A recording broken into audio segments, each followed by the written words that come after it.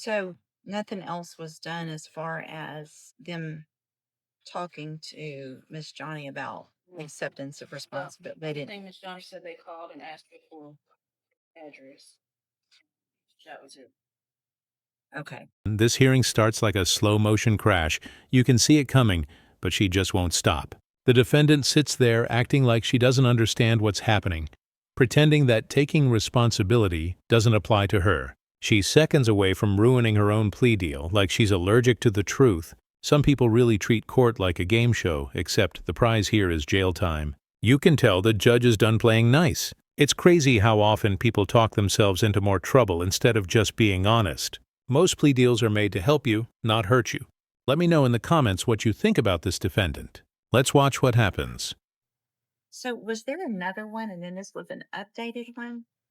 Because I Like this says this is an update. So is there an old PSI? this is the old PSI that's in there.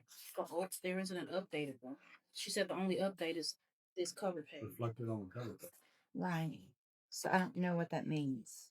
The only change reflected is the cover page. They didn't do it updated. Because I spoke with Miss Johnny and she said this is the same one from the last PSI. The old one is Here, both of them.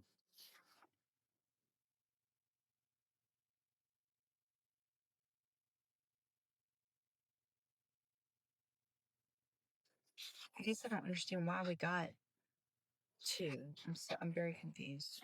Well, this was Remind me. where she had pled, and he was, refused to go along with it because she didn't accept responsibility for the crime. Uh-huh. And then it came back, and she did accept responsibility to reflect for the same.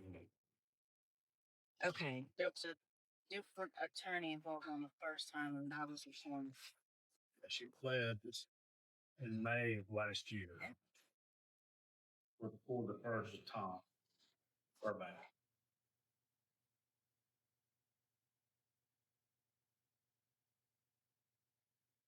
So nothing else was done as far as them talking to Miss Johnny about acceptance of responsibility. They I didn't. think Miss Johnny said they called and asked her for her updated address.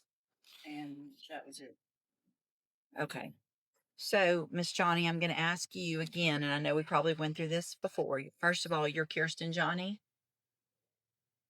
And Miss Johnny, I want to make sure, because in that previously you said you didn't do it, you were forced to do it because of you were forced to plea because of your financial situation, that it wasn't fair. And so tell me what your position is now. Um, I never really said I didn't do it. I said it was an accident. Okay. I still feel the same way a little bit. All right. I'm not even. I do feel the same way. Now I understand, but you're not disagreeing that you didn't. I said it was an accident. Somebody grabbing you by your foot. That's like somebody accident hit you in the back of your head. You're gonna have something that's normal. What, right. Because you were not complying with what they told you to do to get out of the car, correct? I was pulled over because I was in the high. I stayed in the area. I was pulled over because. Hang on. Don't talk yourself out of this again. Because if you want to talk yourself out of it, we'll put it on the trial docket and we'll get it done in a few weeks and let a jury decide. I'm not trying. I'm trying. Look at me. I'm actually trying to help you right now. Okay. If you had complied and just done what he asked you to from the very beginning of that stop, none of this would have happened. Do you agree or disagree with that? Yes, what? No, do you agree? Listen to the question. Do you agree with that statement or do you disagree with that statement? I'm not lying. You don't like it, do you? You don't think he should have done that? It's not that. I feel like we was pulled over for no reason. It doesn't matter if you were pulled over for no. Listen to me. This is why we're hearing stuff all over in the news.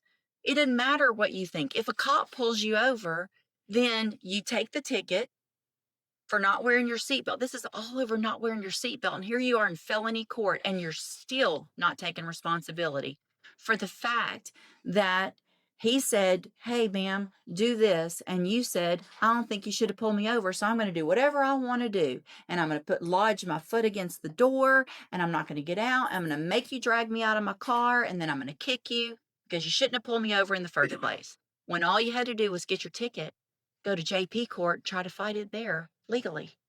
But here you are in felony court for a second-degree felony instead. This whole thing screams denial. I can't stand when people make 100 excuses instead of saying, yeah, I messed up. Once you start blaming everyone else, you've already lost. The system isn't perfect, but it's not meant to babysit you. Watching her talk is like watching someone argue with gravity pointless. Some people love playing the victim because it's easier than changing. If she had just told the truth the first time, she'd probably be free by now instead of standing in front of the same judge again. This isn't bad luck, it's bad habits. And it really makes you wonder if some people want help or just want attention. So do you want to try to tell that story to a jury, or do you want to accept some responsibility today? I don't feel like one. You don't feel like going to trial. Well, there's two parts to that question. Do you feel like accepting responsibility? Do you think it would be a better idea next time you're pulled over to comply and just do what they ask you to? And Your Honor, just for the record, Miss Johnny did review the video with me in my office, so she is aware of what all transpired. She saw it. I mean, do you have any reason to believe she shouldn't be playing to this from what you saw? I do. So, I mean, you even saw how you acted.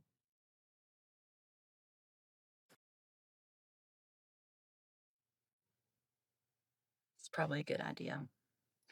All right.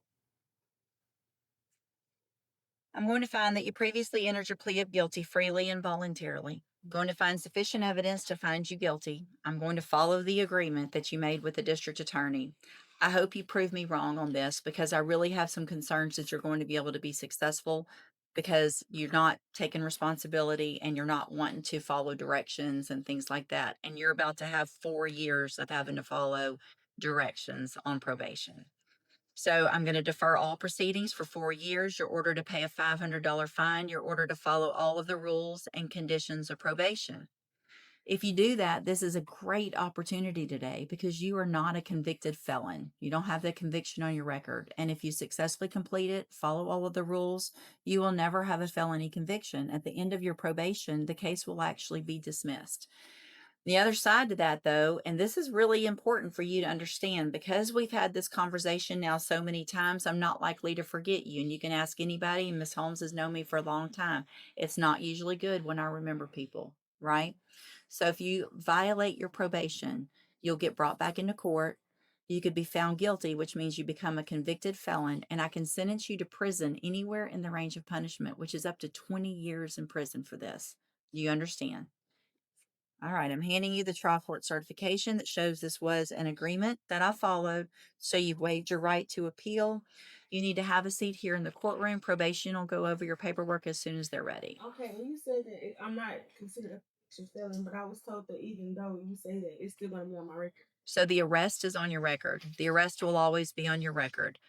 But so if you're asked a question on a, like on a filling out an application for a job or something, if it says, have you been convicted of a felony? The answer is no. But if it says, have you ever been charged with a felony or are you on probation for a felony? You are going to have to say yes to that. But the conviction part is still better than nothing, not having that conviction, right? Okay, have a seat in the courtroom. Watch for probation to call you up. I'll give her this, at least she finally admitted what she did. But it shouldn't take hitting rock bottom, to be honest. People make things harder just because they hate being told they're wrong. Accountability is rare these days. It's like people think admitting fault means losing who they are. The system keeps giving second chances, but so many waste them. Probation isn't punishment. It's a mirror. It shows who's ready to grow and who's not. I just hope she finally stops running from reality, because this might be her last easy chance. Pride can ruin everything when a little humility could fix it all. Let me know what you think about this ruling. Don't forget to like and subscribe for more courtroom stories.